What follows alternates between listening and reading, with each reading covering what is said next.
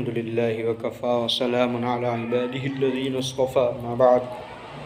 فأعوذ بالله من الشيطان الرجيم بسم الله الرحمن الرحيم قل أعوذ برب الفلق من شر ما خلق ومن شر غاسق إذا وقب ومن شر النفاثات في العقد ومن شر حاسد إذا حسد صدق اللہ العظیم۔ قرآن کریم کی یہ آخری دو صورتیں جن کو معوذتین کہا جاتا ہے، یہ قرآن کریم کی انتہائی جامع صورتیں ہیں اور بہت اکثیر ہیں۔ جس طریقے کے حالات اس وقت چل رہے ہیں اور جو ان صورتوں کا شان نزول ہے، آج انسان جسمانی آفات میں، بیماریوں میں، تنگیوں میں اور بہت بڑی تعداد کے اندر ایسا بھی ہے کہ لوگ جادو، ٹونے، نگاہ، نظر بد، ان سب چیزوں کے اندر گھرے ہوئے ہیں۔ قرآن کریم کی دو صورتیں سورہ فلق اور سورہ ناس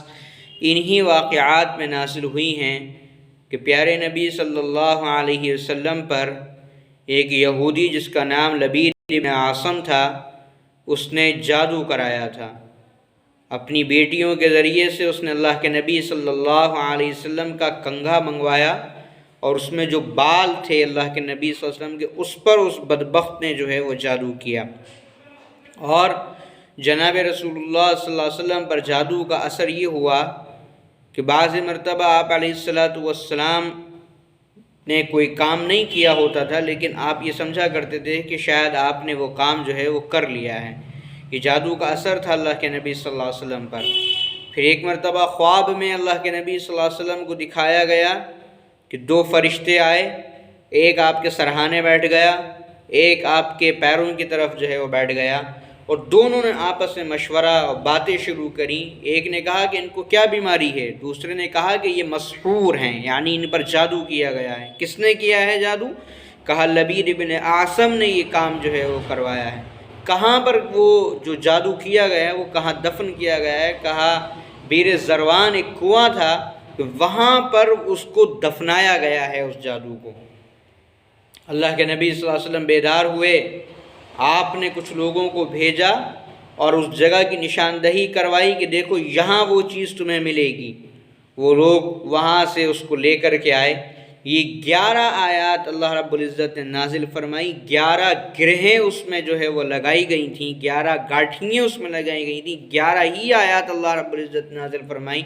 سورہ فلق کی اور سورہ ناس کی۔ سورہ فلق کی 5 آیات، سورہ ناس کی 6 آیات، مل کر کے 11 آیتیں ہوئیں۔ اللہ رب العزت نے یہ تعلیم دی کہ ایک ایک آیت پڑھتے جائیے، ایک ایک گرہ کھولتے جائیے، اور جیسی ہی وہ 11 آیتیں اللہ کے نبی صلی اللہ علیہ وسلم نے پڑھیں اور وہ 11 گرہیں کھلیں، آپ سے وہ جادو کا جو اثر تھا وہ ختم ہو گیا اور وہ ہٹ گیا۔ تو آج بھی جو لوگ اس بیماریوں کے اندر مبتلا ہیں، بہت بڑی تعداد کے اندر ہمارے معاشرے کے اندر کچھ لوگ تو وہ ہیں جو صرف اس کا ناجائز فائدہ اٹھاتے ہیں، اور بعض عامل لوگ ایسے دنیا کے اندر پیدا ہو گئے ہیں جو اپنے پیسے کمانے کے لیے، اپنے نوٹ سیکھنے کے لیے، اپنی گدی بچانے کے لیے لوگوں کو اس کے اندر مبتلا کرتے ہیں کہ جن پر کچھ بھی نہیں ہوتا کہ تمہارے اوپر جادو جو ہے وہ کر دیا۔ یاد رکھیے یہ ناجائز اور حرام ہے۔ جھوٹ بولنا اور جھوٹ بول کر کے کسی سے پیسے کمانا اور اس کو تکلیف پہنچانا، یہ شریعت میں ناجائز اور حرام کا درجہ رکھتا ہے، اور ایسے لوگ بہت بڑے حرام خور ہیں اور حرام کھا رہے ہیں، جو اپنی نوٹ سیکھنے کے لیے، اپنی گدیاں بچانے کے لیے، اپنے مقام و مرتبے کو بحال رکھنے کے لیے دنیا کے اندر لوگوں کو اس جیسی ناپاک بیماریوں کے اندر مبتلا کرتے ہیں، اور پھر اس سے جو ہے وہ پیسے کھینچتے ہیں۔ اور شریعت میں کسی پر جادو کرانا یہ بہت بڑا گناہ ہے، گناہ کبیرہ میں اس کو شمار کیا گیا ہے کہ کوئی آدمی کسی دوسرے پر جادو جو ہے وہ کرائے اور اس کو پریشان کرنے کی جو ہے وہ کوشش کرے۔ تو البتہ یہ کہ اگر کسی پر اس طرح کے کوئی اثرات ہو جائیں تو یہ قرآن کریم کی دونوں صورتیں اس کے لیے نسخہ اکسیر کا درجہ رکھتی ہیں کہ اللہ رب العزت نے ان آیات کے اندر، ان دونوں صورتوں کی آیات کے اندر ایک بہت بڑا خاص اثر یہ رکھا ہے کہ اللہ رب العزت اس کی برکت سے آدمی کو دنیا آخرت کی پریشانیوں سے نجات عطا فرمایا کرتے ہیں۔ تو ارشاد فرمایا، روایات حدیث میں بھی ان دونوں صورتوں کی بہت فضیلت وارد ہوئی ہے۔ خود اللہ کے نبی صلی اللہ علیہ وسلم کا معمول تھا کہ آپ رات کو سونے سے پہلے قل هو اللہ احد اور معوذتین یعنی قل اعوذ برب الفلق اور قل اعوذ برب الناس پڑھا کرتے تھے، اپنے ہاتھوں پر پھونکا کرتے تھے، اپنے پورے جسم پر جناب رسول اللہ صلی اللہ علیہ وسلم ان ہاتھوں کو لگایا کرتے تھے،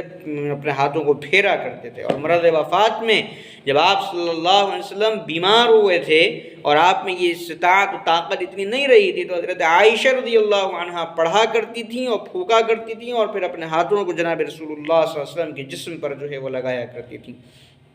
ارشاد فرمایا، بسم اللہ الرحمن الرحیم، شروع اللہ کے نام سے جو نہایت مہربان سب پر مہربان ہے۔ قل اعوذ برب الفلق، اے پیغمبر آپ کہہ دیجئے کہ میں پناہ چاہتا ہوں صبح کے پروردگار کی، من شر ما خلق، ہر اس چیز کے شر سے جو اس نے پیدا کی ہے، من شر غاسق اذا وقب، اور اس چیز کے اور اندھیری رات کے شر سے جب وہ چھا جائے۔ چونکہ رات کا تذکرہ اس لیے فرمایا کہ یہ جادو ٹونے اور یہ جادو کرنے کے جو کام ہوا کرتے ہیں یہ اکثر و بیشتر رات کے اندھیرے کے اندر ہوا کرتے ہیں۔ ومن شر النفاثات فی العقد، اور ان جانوں کے شر سے جو گروہوں میں پھونک مارا کرتی ہیں۔